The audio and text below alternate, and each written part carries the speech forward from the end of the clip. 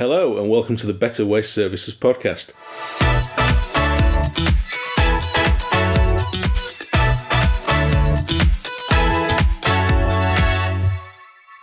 This is the first edition. I'm Tim Hobbs and with me is Louise Lambourne. Hello, Louise. Hi, how are you doing? I'm very well, thank you. It's Good. Well, I'm going to pretend that I've just dialed in a senior. Not that we've been messing about with microphones for the last 30 minutes trying to get ourselves off mute and plug things in. Full disclosure, I think we should be honest about things like that. Yes. We're actually technical experts and we're absolutely rubbish at anything technical. So, Louise, I've known you for quite a long time. We seem to bump into each other at shows and exhibitions and industry events.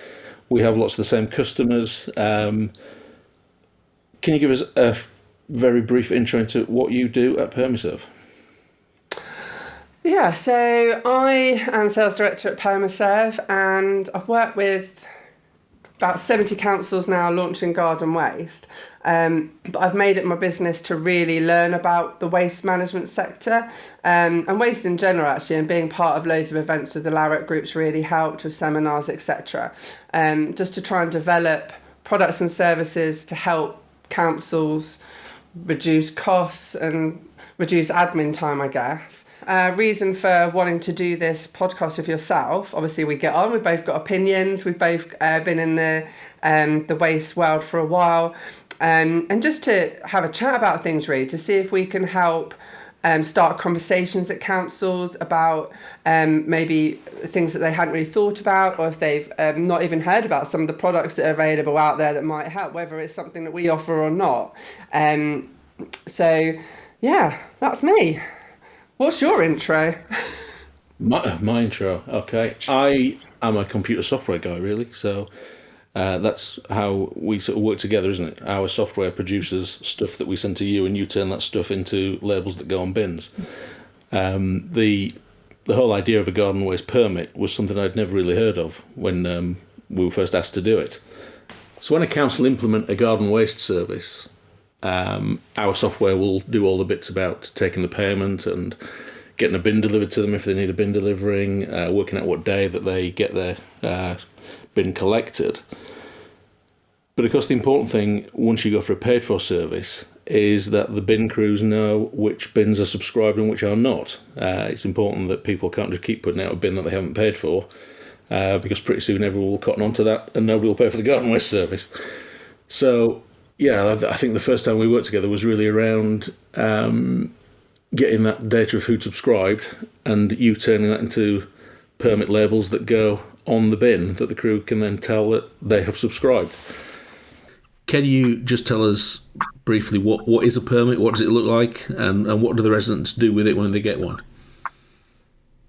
Yeah, so I mean, to be honest with you, councils can have whatever permit they actually like, and there's multiple options, but the one that seems to be the best at staying on the bin is an A5 permit. So essentially, it's a sticker that you send through the post on behalf of the council. The resident sticks that on the bin to identify that that bin has been subscribed. It normally has a rectangle area on there to have the address on, so that when the resident receives it, that's what's read through the window of the envelope. So if they say they haven't received their permit but they've only received the letter, then of course they're not telling the truth, because to receive anything would be that they had the permit because that's got the address on it. We also put a large font address line at the bottom as well for easy identification for the bin crew to see, so that it's clear that that's number 4 High Street and so forth.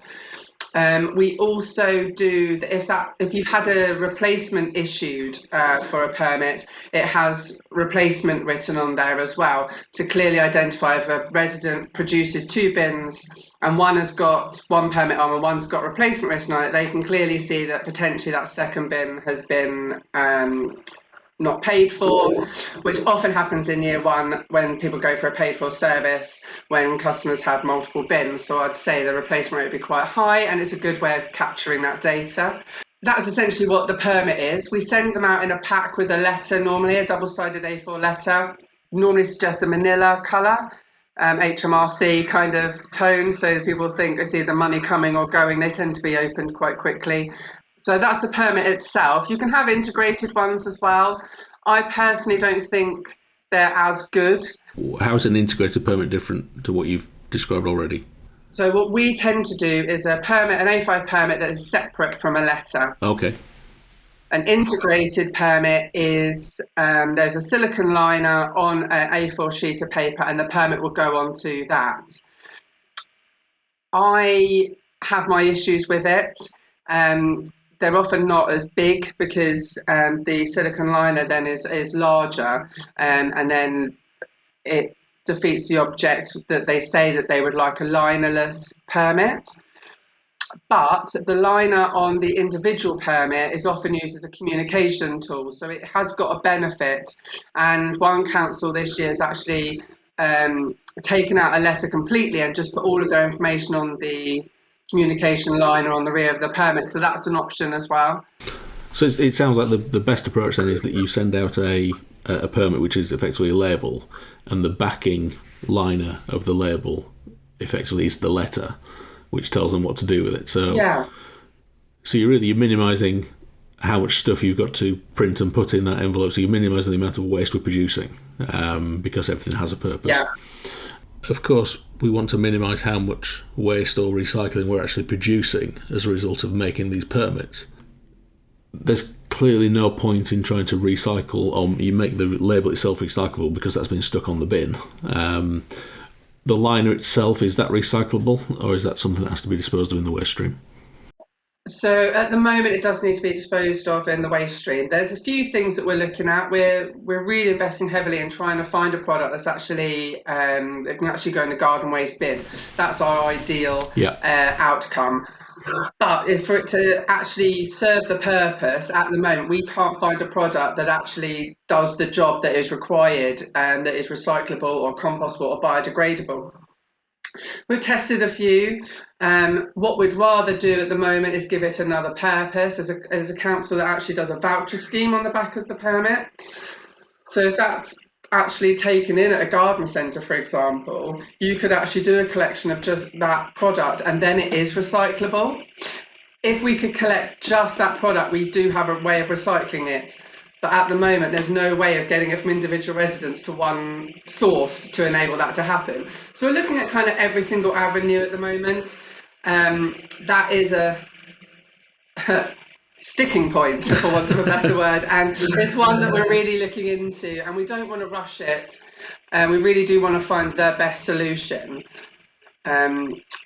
There's so many products out there that claim certain things, but actually, if they're contaminated in any way, they can't be put in the recycling stream anyway. So, yeah. And presumably the adhesive of the label is in effect a contaminant on the backing if it doesn't come off absolutely clean. Yeah. Okay. Yeah, it is. Any label, whether it's made of PET or whatever material it's made out of, it is contaminated. We could do paper with just ink. We're testing it at the moment. Does it last a year? We don't know. It's on my bin currently, testing its performance. Ultimately, it needs to do the job. Yeah. But with the least waste possible, which is kind of why we introduced this QR code. So if there's a QR code on the permit, then the resident could get information off of that. So it could either go directly to their in-cab system or directly to their own website, or we could actually create a dashboard for them that comes up and gives all that information anyway. But if that QR code is scanned, we can record that. So then the following year, they could actually remove the letter completely, thus saving on waste on that. So then you're only sending out the permit. And you could monitor that, so then you could do a targeted mail maybe to all those customers that aren't scanning the QR code to tell them, if you scan this, you get all of your information live, current, and it saves waste. I mean, there was a council the other day that I spoke to that spent 14 grand on confirming with customers about what could go into their recycling bin. Again, you could have a permit on the recycling bin with the same concept. Yeah, we see massive costs, particularly at this time of year, around councils trying to communicate with residents about what this year's collection calendars are going to be. And of course, that does come at a very considerable cost. We see the same with trade waste, with sending out contracts and duty of care, waste transfer notes. All of that print and media is expensive to produce and distribute in the numbers we're talking about. So I guess there's a bit of a paradox here, is that we're talking about producing paperwork, but then also we're talking about using technology to really make that as absolutely effective as possible. So we're only printing what's absolutely needed and transferring as much as possible to the electronic form, which we know residents actually like. Once they get used to it and they've used it once, they don't want to go back. So yeah, it's an interesting paradox that we're promoting printing, but at the same time printing as little as possible. Trying to reduce. Yeah. Trying to reduce it. I think ultimately we all want to do that. And the permit serves a purpose. The customer gets something for their money. The bin crew have something to easily identify at that address that it's been paid for. You can monitor if bins have been stolen, especially year one. It's a really important tool to have because you will get maybe up to 7-8% replacement rate as opposed to a normal 1-2%. It's fact. That is what happens. People do try and steal that second bin. Some residents get really creative and will print them themselves and stick them on with duct tape or a high tack. I've seen that too. But that permit solution does seem to tick a lot of boxes. The benefit to the waste crew, and by implication to the council, of course, is that we're then able to only collect bins that have been paid for. When we're talking about garden waste, the key thing is that we only collect bins that are subscribed, and it's very difficult in the real world when you've got a bin crew that are going down a street with maybe 80 bins laid out on the street. How are they going to know whether they're paid for or not? Yes, our in-cab solution can tell them, but that's in the cab. And are they going to look? Are they going to be, taking a lot of time to interrogate that label and read it carefully? The reality is they're not. They just want to get down that street as quickly and safely as possible and go home. And actually, the quickest way to do that is to empty every bin you see. Stopping, looking at them, trying to read them, asking the driver whether the in-cab system says they've subscribed. You've got to make it as simple as possible. So, for me, the big value as an operational person is that label shouts out to the loader, this bin's expired, or this bin is subscribed. And then, that it's very clear that we're only picking up the bins. Because if you do pick up bins that are not subscribed, as you say, residents are very creative, and they'll start telling each other that, well, I never subscribed, and they collect it anyway. Yeah. And suddenly your subscriptions go off a cliff, and nobody's subscribing anymore. That happens in my council where I am. I know that they're, I know that they're collecting bins that have not been paid for. And even when that resident's actually called up the council to tell them that they haven't paid for it, they're still collecting it. Yes. And it's crazy. That's so much money. I'm looking at what's going on with the Royal Mail in particular at the moment, but parcel carriers in general. I see one of the big names, parcel carriers, is issuing an apology this week for their poor performance. Royal Mail are on strike quite a bit. What do you think the future looks like for the sort of distribution end of it when you've got these permits to send out? Obviously, your costs look like going up, and the reliability of that service is an issue. Yeah, and we noticed it especially over Christmas because we got the confirmation on like the 13th, I think, that there was such a backlog and those were having delays. I guess the main thing was that residents do see that in the news that is happening, and I think then they do know to expect that their post is coming later. So the councils aren't getting that call rate that they were previously on the fact that they haven't been received. We are looking at other ways, but unfortunately, as it stands, Royal Mail is still the most reliable generally. I'm hoping that once this strike actions kind of come to a head, things will settle down. The lead times are definitely longer. We are noticing that we're actually, as a company, sending out permits quicker so that we try and mitigate that extra lead time from Royal Mail, but it's still exceeding what we would like. Most councils say 14 days anyway, so they've covered themselves. What does it look like? I really don't know. Is there another provider that could offer the same service the whole of the UK? Yeah, it's I'm happy to look at it and investigate, well that just comes down to cost, but doesn't is it? there Yeah, anyone? yeah, yes. And one of the things that occurs to me is around sort of the proof of delivery. If you've got that QR code on the label, this doesn't apply to every resident, but you know, I certainly if I get something through the post that's got a QR code on it, I tend to scan it just to see what it does. And of course, as soon as they do that, that's a proof of delivery, and we can make that clear to the council as well that we know this resident has had this label. They've scanned the QR code, so we know that it's been delivered, and I think you've got proof of dispatch from your end as well, so you know when they've gone out. So I think one of the issues for councils when they're working with any supplier, but certainly with multiple suppliers, when they're working with us and with yourselves, is just having that transparency of the service. So being able to look at a resident's record and say, oh yes, you signed up for garden waste on Monday. On Wednesday, Louise sent out the permit, and on Friday, you scanned it, so we know you've got it, and all of that can be visible on screen in real time. Yeah. So it's not a case of wondering whether permits have sent out the permit, or wondering whether they got it, or wondering whether the Bartex file worked. It's all very transparent, and can be transparent to the resident as well. That's why I like the idea of having the calendar on the QR code, because it could be a case of having it on the rear of the permit, scan this QR code for all of your information about the service.